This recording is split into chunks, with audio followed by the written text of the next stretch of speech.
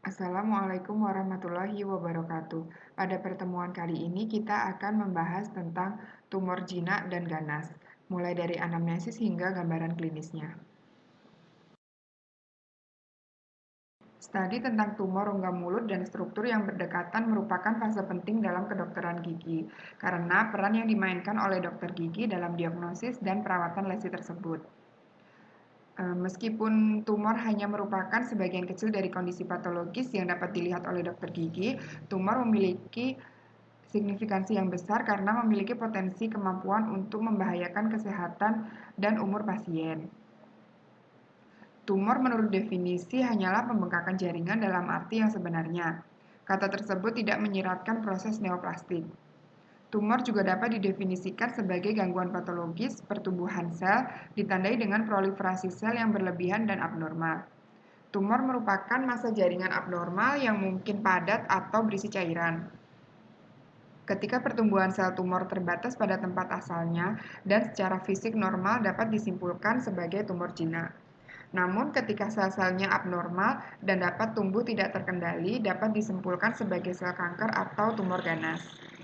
Jika pembesaran jaringan lunak tampak seperti tumor, dokter selanjutnya harus menentukan apakah pembesaran tersebut bersifat jinak atau bersifat ganas.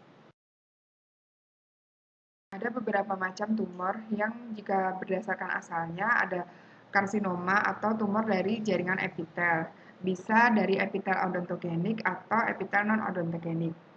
Ada juga sarkoma, yaitu tumor yang berasal dari jaringan mesenkim, atau tumor dari jaringan epitel dan mesenkim yang disebut dengan mixed tumor.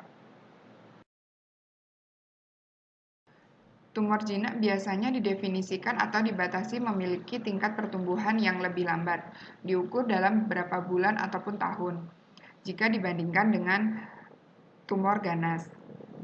Jika selnya non-kanker, tumornya dianggap jinak. Sel tersebut tidak akan menyerang jaringan terdekat atau menyebar ke area lain. Tumor jinak dapat dibagi menjadi 4 kategori, yaitu tumor epitelial, mesenkim, kelenjar ludah, dan kista jaringan lunak. Meskipun kista jaringan lunak bukanlah tumor, gambaran histopatologi dan gambaran klinisnya mirip dengan tumor jinak. Tumor jinak kurang berbahaya kecuali jika berada di dekat organ, jaringan syaraf, atau pembuluh darah dan menyebabkan kerusakan. Tumor jinak bisa diangkat dengan operasi. Tumor jinak bisa tumbuh sangat besar, terkadang beratnya bisa beberapa kilogram. Tumor jinak bisa berbahaya, seperti ketika tumor jinak tersebut terjadi di otak dan memenuhi dari ruang tengkorak. Tumor jinak dapat menekan organ vital atau memblokir saluran. Tumor jinak biasanya tidak terulang kembali setelah dilakukan pembedahan, tapi apabila terjadi rekuren, maka terjadinya di tempat yang sama. Karakteristik atau ciri-ciri dari tumor jinak antara lain adalah tumbuhnya lambat, tidak ada nyeri, tidak ada destruksi tulang, tidak ada penetrasi ke nervus, tidak mudah berdarah, dan apabila terdapat ulkus biasanya tidak diikuti dengan indurasi. Tumor ganas berarti tumor yang terdiri dari sel kanker dan dapat menyerang jaringan di sekitarnya. Beberapa sel kanker dapat berpindah ke aliran darah atau kelenjar limfe. Dapat juga menyebar ke jaringan tubuh lainnya, yang biasa disebut dengan metastasis. Tumor ganas dapat terjadi di mana saja. Tumor ganas lebih mungkin menyakitkan dan menyebabkan ulcerasi pada epitel di atasnya daripada tumor jinak. Tumor ganas menyerang atau menyusup di sekitar otot, saraf, pembuluh darah, dan jaringan ikat, tetap atau melekat pada struktur sekitarnya selama dilakukan palpasi. Karakteristik atau ciri-ciri dari tumor ganas antara lain adalah pertumbuhannya cepat, biasanya disertai dengan nyeri, terdapat destruksi tulang, penetrasi ke nervus, mudah berdarah, dan terdapat metastasis. Pada kelenjar getah bening atau kelenjar limfe biasanya membesar, padat, dan tidak disertai dengan nyeri. Berikut ini adalah beberapa contoh tumor ganas yang terjadi pada rongga mulut. Antara lain adalah sebagai berikut. Pada tumor epitel non-odontogenik ada karsinoma sel squamous, adenokarsinoma, transitional cell karsinoma, basal cell karsinoma. Namun basal cell karsinoma ini jarang di rongga mulut, dia lebih ke ekstraoral. Kemudian ada tumor epitel odontogenik, itu ada ameloblastoma, calcifying epithelial odontogenik tumor, squamous odontogenik tumor, clear cell odontogenik karsinoma, dan juga primary intraosseous karsinoma.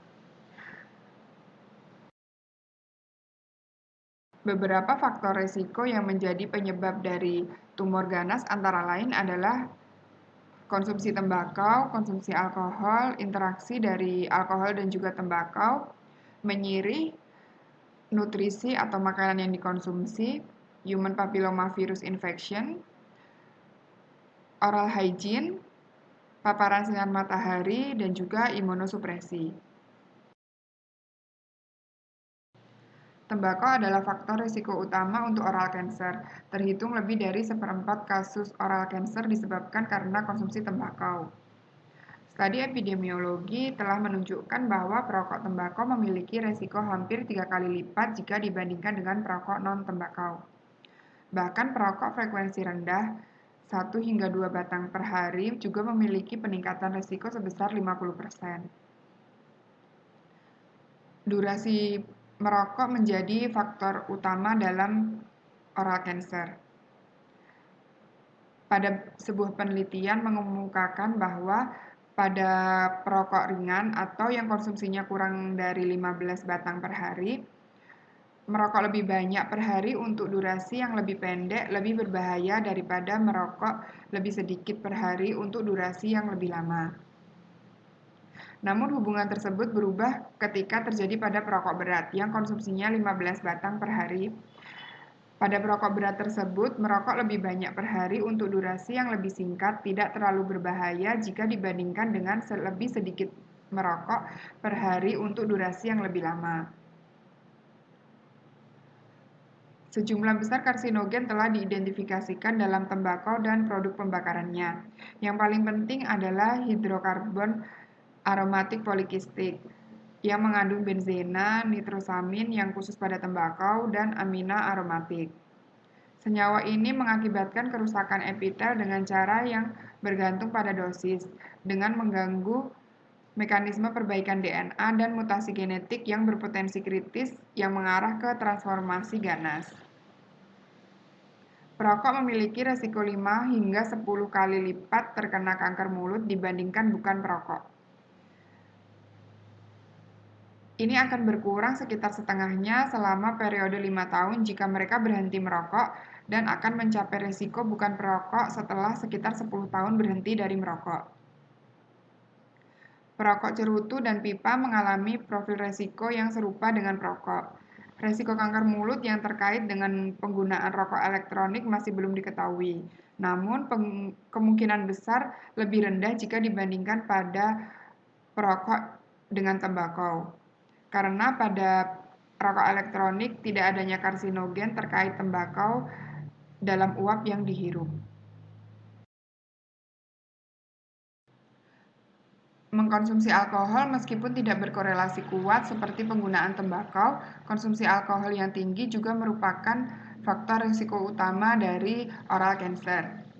Alkohol menyumbang peningkatan sekitar 18% risiko terjadinya oral cancer. Risiko meningkat dengan konsumsi harian, konsumsi kumulatif seumur hidup, dan juga durasi dari konsumsi. Konsumsi alkohol dengan sendirinya meningkatkan risiko kanker mulut pada peminum dari sedang hingga berat. Hal ini didefinisikan secara bervariasi, tetapi kira-kira setara dengan 5 hingga 8 minuman per hari, atau dalam satu minuman itu mengandung 1,5 ons atau 10-15 gram dari alkohol. Hal tersebut diperkirakan bahwa etanol dapat mengubah permeabilitas mukosa mulut menjadi berbagai zat termasuk karsinogen sehingga meningkatkan penetrasi ke dalam jaringan. Interaksi antara alkohol dan juga penggunaan tembakau. Merokok dan konsumsi alkohol memiliki interaksi sinergis yang menghasilkan peningkatan risiko oral cancer. Di antara yang tidak pernah minum, perokok berat memiliki risiko mencapai 13 kali lipat untuk terkena oral cancer jika dibandingkan dengan yang tidak pernah merokok atau tidak pernah minum. Namun di antara mereka yang mengkonsumsi lebih dari 2 minuman beralkohol sehari, perokok berat memiliki hampir 31 kali resiko terjadinya oral cancer jika dibandingkan dengan yang tidak pernah merokok. Studi yang sama menunjukkan bahwa 23,5% oral karsinoma dihubungkan dengan alkohol dan juga merokok.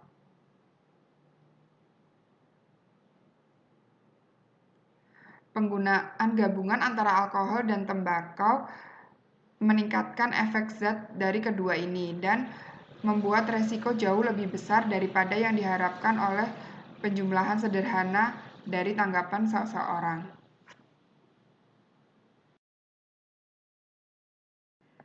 Sirih yang berasal dari buah pinang umum digunakan di Indonesia dan diyakini mempunyai sifat karsinogenik. Sirih biasanya digunakan dengan campuran pinang, tembakau, dan juga kalsium hidroksida atau yang biasa dikenal dengan menginang atau menyirih. Terkadang dapat juga ditambah dengan jeruk nipis yang diyakini hanya menambah efek euforia, namun kemungkinan juga akan memperkuat sifat karsinogen dari menginang itu sendiri. Penggunaan jangka panjang dihubungkan dengan perkembangan fibrosis submukosa. Pada penggunaan sirih yang tanpa tembakau dihubungkan dengan peningkatan resiko oral cancer sekitar 7 kali lipat dan peningkatan 15 kali lipat apabila sirih dikombinasikan dengan konsumsi tembakau. Pada beberapa penelitian ditemukan paling konsisten antara diet dan resiko oral cancer adalah hubungan antara konsumsi buah dan sayuran dengan penurunan resiko, karena buah dan sayuran tidak memiliki sumber protein atau lemak yang tinggi, karbohidrat, serat, vitamin, dan juga mineral yang berkontribusi dalam oral cancer.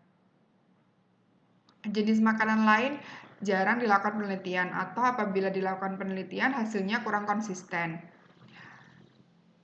Pada beberapa penelitian mengatakan bahwa konsumsi daging olahan yang tinggi, seperti daging yang diawetkan dengan pengasapan, dengan penggaraman, atau dengan tambahan bahan pengawet, dihubungkan dengan peningkatan resiko. Faktor nutrisi seperti kekurangan vitamin dan mineral dianggap menjadi faktor utama dalam karsinogenesis, meskipun tidak ada jalur spesifik yang telah ditemukan. Hal ini dikaitkan dengan hilangnya mekanisme antioksidan dan pembentukan radikal bebas.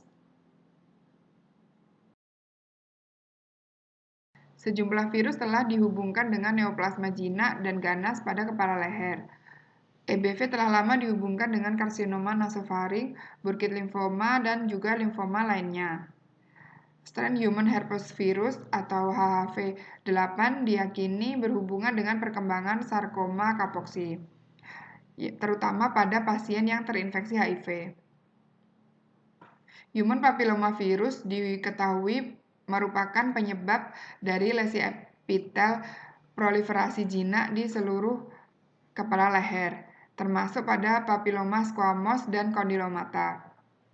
Strain dari HPV resiko tinggi telah diidentifikasi pada tumor rongga mulut posterior ataupun orofaring. Keganasan orofaring yang berhubungan dengan HPV cenderung muncul pada pasien yang lebih muda tanpa faktor risiko dan menunjukkan prognosis dan pengobatan yang membaik secara keseluruhan. Kesehatan rongga mulut. Pada orang yang mempunyai skor kebersihan mulutnya buruk, memiliki resiko oral cancer 3 kali lebih besar jika dibandingkan dengan orang yang mempunyai OH yang baik. Kebersihan mulut ini dihubungkan juga dengan konsumsi tembakau dan juga alkohol. Pada pasien dengan OH buruk dan konsumsi tembakau akan meningkatkan pembentukan senyawa N-nitroso. Nitrosasi endogen secara signifikan lebih tinggi pada pengunyah tembakau dengan OH buruk jika dibandingkan dengan yang memiliki kebersihan mulut yang baik. Pada sebuah penelitian, kondisi mulut sebagai faktor resiko kanker mulut menemukan bahwa merokok tembakau memiliki gigi yang hilang banyak, OH buruk memiliki resiko lebih besar terkena oral cancer daripada mereka yang memiliki OH yang baik dan tanpa tembakau. Dengan demikian, pembentukan nitrosamin lebih ekstensif pada pengguna tembakau yang memiliki OH buruk dibandingkan dengan OH yang baik, sehingga meningkatkan potensi karsinogen dari tembakau itu sendiri. Kemudian hubungan dari OH buruk dengan alkohol adalah alkohol sendiri adalah karsinogen yang diketahui terlibat dalam penyebab kanker mulut. Pada sebuah penelitian di Cina menemukan bahwa mengkonsumsi alkohol dan memiliki OH buruk akan meningkatkan risiko 5 kali lebih besar untuk terjadi oral cancer jika dibandingkan dengan yang hanya mengkonsumsi alkohol tetapi OH-nya baik. Pada studi case control, persentase resiko penyebab dari oral cancer yang diakibatkan dari alkohol adalah 26%, sedangkan yang diakibatkan dari oral hygiene yang buruk adalah 32%. Hal ini jelas menunjukkan bahwa efek dari oral hygiene yang buruk dapat menyebabkan oral cancer lebih signifikan dibandingkan dengan oral hygiene yang baik. Paparan sinar matahari merupakan faktor resiko kanker bibir karena efek kumulatif dan kerusakan ultraviolet. Faktor lingkungan utama adalah radiasi ultraviolet sinar matahari dengan panjang gelombang UVR 295 hingga 400 nm. Wilayah spektral ini dapat dibagi lagi menjadi radiasi UVB dengan panjang gelombang 280 sampai 315 nm dan radiasi UVA dengan panjang gelombang 315 sampai 400 nm, di mana mayoritasnya adalah UVA. Intensitas UVB sangat sensitif terhadap ketinggian matahari yang bergantung pada garis lintang, musim, dan waktu. Semakin tinggi matahari, semakin besar kandungan UVB sinar matahari, yang juga berarti rasio UVB banding UVA terus berubah. Radiasi matahari memiliki banyak efek pada kesehatan manusia, yang semuanya didukung oleh molekuler, seperti kerusakan DNA, dan juga perubahan seluler, seperti sel Langerhans dan migrasi dari sel dendrit. Sebagian besar penelitian hingga saat ini berfokus pada efek samping dengan sintesis vitamin D, dilihat sebagai satu-satunya manfaat yang ditetapkan. Eritema adalah efek klinis akut yang paling jelas, dan kanker kulit adalah efek kronis yang paling sering ditemui. Dosis UVR yang diterima oleh kulit yang layak merupakan faktor penting, dan ini tergantung pada banyak faktor biologis seperti jumlah melanin, faktor perilaku seperti pemakaian pakaian yang tertutup ataupun penggunaan sunscreen, dan lingkungan. Faktor-faktor lain yang berhubungan antara lain adalah garis lintang, yang semuanya akan mempengaruhi rasio exposure ke dalam kulit. Hal ini juga tergantung pada sudut matahari di bagian tubuh yang bersangkutan. Titik akhir fotobiologis yang berbeda pada kulit dan mata memiliki ambang batas dosis dari UVR yang berbeda, ketergantungan spektral, dan pola paparan dalam kasus kronis. Diperkirakan membutuhkan alat khusus untuk mengetahui indeks ultraviolet yang terpapar pada kulit manusia. Individu yang mengalami imunosupresi beresiko lebih tinggi mengalami keganasan di rongga mulutnya dan juga di bagian tubuh lainnya. Pasien imunosupresi dilaporkan memiliki peningkatan risiko 2 hingga 15,7 kali lipat dalam terjadinya oral cancer. Peningkatan insiden oral cancer pada pasien yang mengalami imunosupresi sekunder akibat HIV atau AIDS, kemudian dapat juga akibat transplantasi organ ataupun imunosupresi lainnya. Risiko keganasan tertentu bervariasi berdasarkan dari etiologi dari imunosupresi tersebut. Pada rongga mulut ada beberapa tempat yang menjadi risiko tinggi terjadinya oral cancer.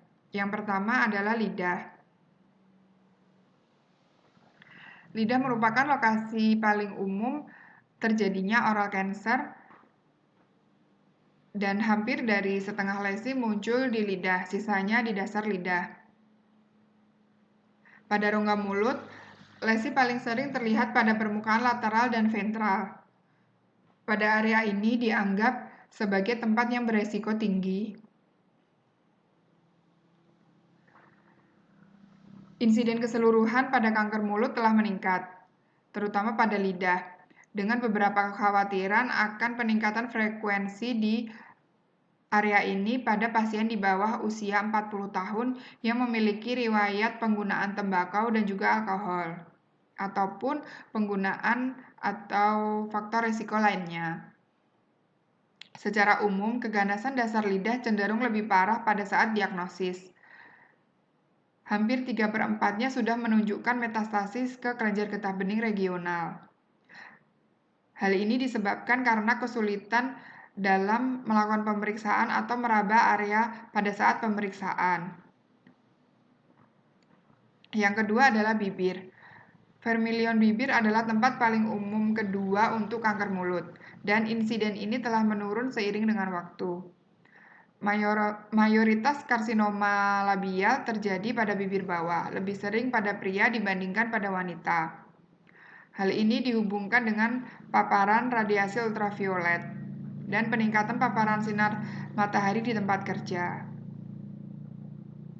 Penggunaan lipstik dan pelindung topikal dapat menurunkan resiko kanker mulut yang terjadi pada bibir.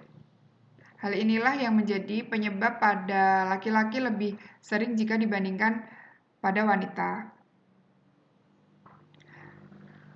Kanker bibir dapat timbul pada perokok dengan menggunakan pipa di mana pipa tersebut menyentuh dari bibir berulang kali dalam jangka yang panjang.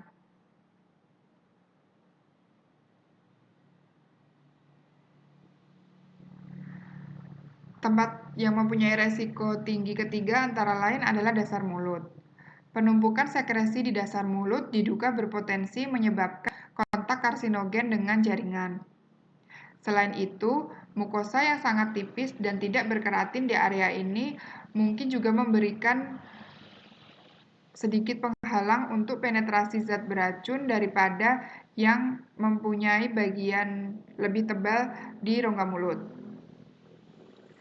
Kanker di daerah ini biasanya sangat agresif dan muncul dengan keterlibatan kelenjar limfe.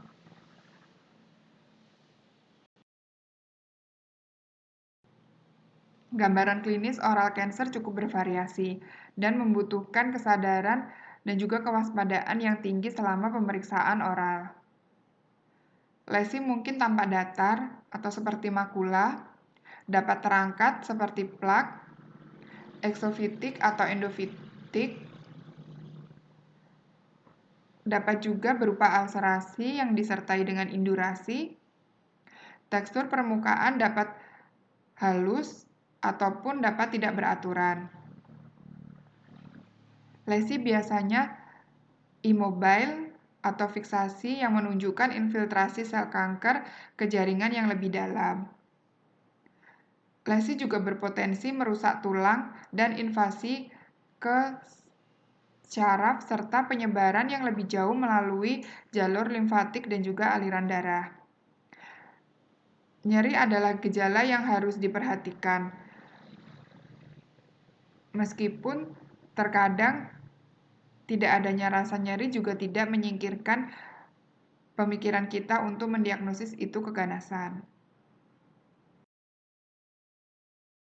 Gejala lainnya dapat diikuti seperti pada saat terjadi ulcer atau soket post-ekstraksi menjadi susah sembuh. Adanya bercak putih atau merah yang tidak dapat dihilangkan atau diinduksi. Beberapa faktor lain yang menjadi peringatan dari kanker adalah kesulitan atau nyeri saat mengunyah atau menelan.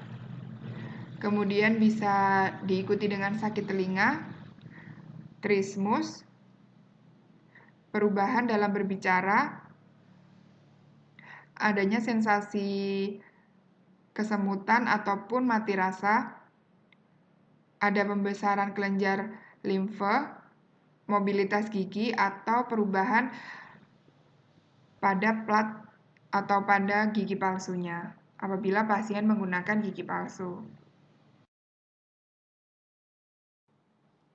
Ada banyak perbedaan penting antara tumor jinak dan tumor ganas, yaitu sebagai berikut. Yang pertama, berdasarkan tingkat pertumbuhan. Umumnya tumor ganas tumbuh lebih cepat daripada tumor jinak, meskipun ada tumor yang tumbuh lambat dan tumbuh cepat pada kedua kategori tersebut. Yang kedua, berdasarkan kemampuan invasi jaringan sekitar. Tumor ganas dapat menyerang jaringan di sekitarnya. Salah satu ciri kanker yang paling menonjol adalah penetrasi membran basal yang mengelilingi jaringan normal. Yang ketiga adalah berdasarkan kemampuan untuk menyebar dari jarak jauh. Tumor ganas dapat menyebar ke bagian tubuh lain melalui aliran darah dan sistem limfatik. Tumor ganas juga dapat menyerang jaringan di sekitarnya dan mengirimkan jaring ke jaringan tersebut, sedangkan tumor jinak tidak. Tumor jinak hanya tumbuh dalam ukuran di tempat asalnya. Yang keempat, berdasarkan kekambuhannya.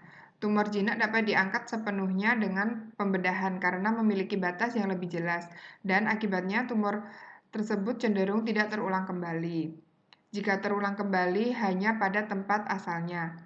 Sedangkan tumor ganas bisa menyebar ke tubuh lainnya. Mereka bisa lebih mungkin terulang kembali di tempat yang lain. Yang kelima adalah berdasarkan penampilan sel. Ketika seorang ahli patologi melihat sel tumor di bawah mikroskop, sangat mudah untuk menentukan apakah mereka normal, sel jinak, atau sel kanker. Karena sel kanker memiliki kromosom dan DNA yang abnormal, membuat nukleusnya lebih besar dan lebih gelap. Sel kanker juga seringkali memiliki bentuk yang berbeda dari sel normal, namun terkadang perbedaan itu tidak terlihat dengan jelas. Yang kelima adalah berdasarkan efek sistemik. Tumor ganas bisa mengeluarkan zat yang menimbulkan efek ke seluruh tubuh, seperti kelelahan dan penurunan berat badan. Hal ini dikenal sebagai sindrom paraneoplastik. Yang ketujuh adalah berdasarkan perawatannya. Tumor jinak biasanya dapat diobati sepenuhnya dengan pembedahan, meskipun beberapa dapat diterapi dengan terapi radiasi atau kemoterapi. Beberapa tumor jinak tidak dirawat karena tidak menimbulkan resiko kesehatan. Tumor ganas mungkin memerlukan kemoterapi, terapi radiasi, atau obat imunoterapi untuk menghilangkan sel tumor yang masih tersisa setelah pengobatan, atau untuk mengobati tumor sekunder yang ada di bagian tubuh yang lain. Lalu bagaimana cara mendiagnosis itu tumor jinak ataupun tumor ganas? Yang pertama adalah melalui pemeriksaan subjektif, kemudian dilanjutkan dengan pemeriksaan objektif. Yang pertama adalah pemeriksaan subjektif. Pada pemeriksaan subjektif, kita terlebih dahulu menanyakan identitas pasien. Dari identitas pasien tersebut, kita dapat mengidentifikasi resiko-resiko yang mungkin terjadi pada kanker mulut. Yang pertama adalah jenis kelamin. Beberapa penelitian menyebutkan pada laki-laki mempunyai persentase yang lebih tinggi dibandingkan pada perempuan. Hal ini dihubungkan dengan kebiasaan merokok dan juga pada paparan sinar matahari. Kemudian dari umur, pada usia lanjut mempunyai resiko yang lebih tinggi, berhubungan dengan beberapa faktor resiko seperti kekebalan tubuh, paparan rokok yang durasinya lebih lama, namun tidak menutup kemungkinan bisa terjadi pada usia remaja. Kemudian yang ketiga adalah tempat tinggal. Pada tempat tinggal tidak begitu signifikan untuk mengidentifikasi terjadinya kanker rongga mulut. Namun, pada beberapa penelitian menyebutkan tinggal di perkotaan mempunyai resiko lebih tinggi dibandingkan di pedesaan. Hal ini juga dihubungkan dengan kondisi sosial ekonomi yang berhubungan dengan paparan karsinogen, kemudian juga dengan konsumsi nutrisinya. Yang keempat adalah pekerjaan. Pekerjaan menjadi faktor yang cukup penting untuk mengidentifikasi apakah pasien mempunyai resiko terjadi kanker pada rongga mulut. Hal ini berhubungan dengan paparan sinar matahari. Apakah pekerjaan yang dimiliki pasien berhubungan langsung dengan sinar matahari atau tidak? Dan juga hal itu dihubungkan dengan resiko terpaparnya karsinogen. Setelah mengidentifikasi dari identitas pasien, kita bisa melanjutkan ke anamnesis. Yang pertama adalah riwayat penyakit sekarang. Dari keluhan utama, kita harus menggali informasi yang memadai, seperti memperhatikan lokasi keluhan pasien. Dari lokasi-lokasi yang telah kita pelajari sebelumnya, bahwa ada lokasi-lokasi yang menjadi predileksi tinggi munculnya kanker mulut. Kemudian dari keluhan itu dirasakan sejak kapan? Apabila terjadi sudah beberapa tahun atau lesi tersebut menetap dan tidak hilang, kita patut curiga untuk mengarah ke keganasan. Kemudian bagaimana munculnya si tumor tersebut? Apakah tumor tersebut muncul tiba-tiba besar atau dari kecil ke besar dalam waktu yang lama atau dari kecil ke besar dalam waktu yang singkat?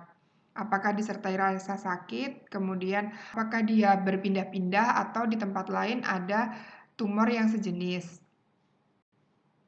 Kemudian setelah itu kita bisa menanyakan kepada pasien apakah sudah dilakukan pemeriksaan sebelumnya atau belum. Kemudian dilanjutkan untuk riwayat penyakit dahulu. Pada riwayat penyakit dahulu dapat ditanyakan apakah sebelumnya mempunyai keluhan seperti ini. Kemudian apakah pernah periksa ke dokter gigi untuk memeriksakan kondisi mulutnya secara rutin. Pada pertanyaan ini berfungsi untuk mengetahui apakah pasien pernah dilakukan screening oleh dokter gigi pada pemeriksaan mukosa oralnya.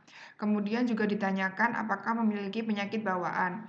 Hal ini dapat dihubungkan dengan kondisi sistemik dari si pasiennya. Apakah ada kemungkinan imunosupresi pada pasien tersebut. Kemudian selanjutnya apakah dari riwayat penyakit keluarga ditanyakan apakah keluarga ada yang mengalami keluhan yang sama. Apakah keluarga ada yang mengalami sakit tumor lainnya, mungkin tidak di rongga mulut atau di kelenjar atau di bagian tubuh yang lainnya. Kemudian juga ditanyakan apakah keluarga mempunyai penyakit bawaan. Yang terakhir adalah riwayat kehidupan sosial. Pada riwayat kehidupan sosial ini sangat berhubungan dengan terjadinya oral karsinoma. Ditanyakan apakah pasien mempunyai kebiasaan merokok. Hal ini apabila pasien mempunyai kebiasaan merokok, maka perlu ditanyakan sejak kapan merokoknya, sehari berapa kali, kemudian bagaimana cara merokoknya, apakah menggunakan alat hisap atau seperti apa, dan juga jenis rokok yang dikonsumsi. Nah, apabila pasien mengatakan tidak merokok, kita harus menggali lebih dalam lagi. Apakah pasien menggunakan alat hisap seperti rokok elektrik, kemudian dapat juga diikuti dengan pertanyaan tentang kebiasaan menginang dan juga minum alkohol. Dalam diagnosis oral cancer yang tepat waktu bergantung pada riwayat klinis secara terperinci dan juga pemeriksaan klinis yang komprehensif. Penyakit awal biasanya tidak bergejala dan secara tidak sengaja terdeteksi, sedangkan kanker stadium lanjut seringkali disertai dengan rasa sakit. Mengenali lesi awal sangat penting, terutama ketika gejala tidak diketahui. Pada penyakit yang lebih lanjut, ulcerasi mungkin terjadi dan disertai dengan indurasi serta disertai dengan rasa nyeri. Nyeri dirasakan pada tumor lidah karena mobilitasnya dan sifat sensitif yang melekat. Tumor tingkat lanjut yang menyusup ke jaringan lunak dan tulang periodontium mengakibatkan mobilitas gigi. Sedangkan tumor besar yang melibatkan rongga mulut posterior dapat menyebabkan gangguan pernafasan atau gangguan bicara. Banyak kanker mulut yang pada lidah sering salah didiagnosis sebagai lesi traumatik. Jika tidak sembuh dalam 3 minggu, maka kita sebaiknya melakukan pemeriksaan penunjang, kecuali ada penyebab pasti yang terlihat, seperti adanya sisa akar.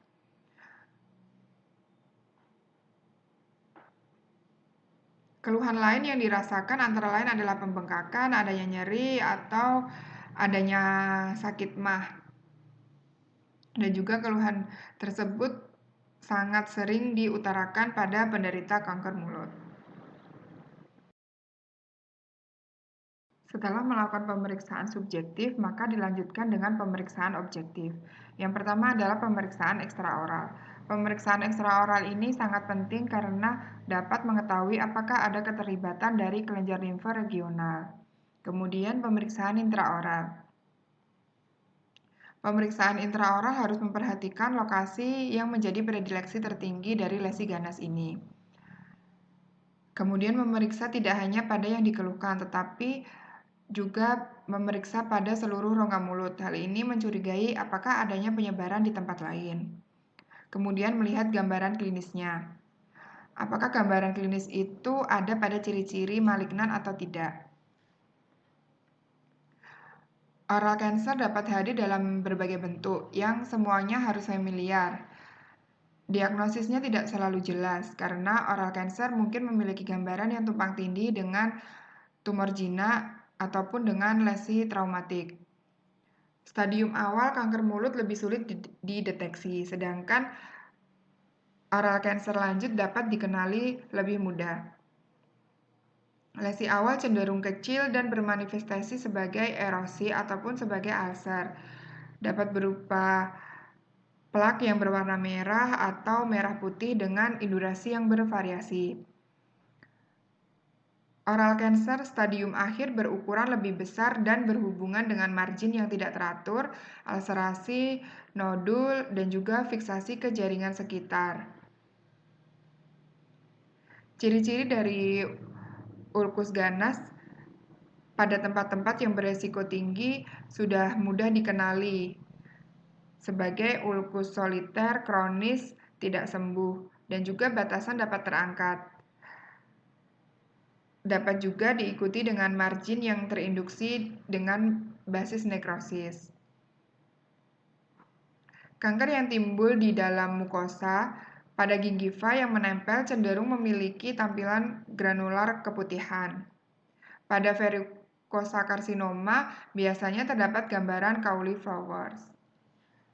Hal itu yang menjadi khas dari gambaran oral cancer, harus diperhatikan dengan seksama.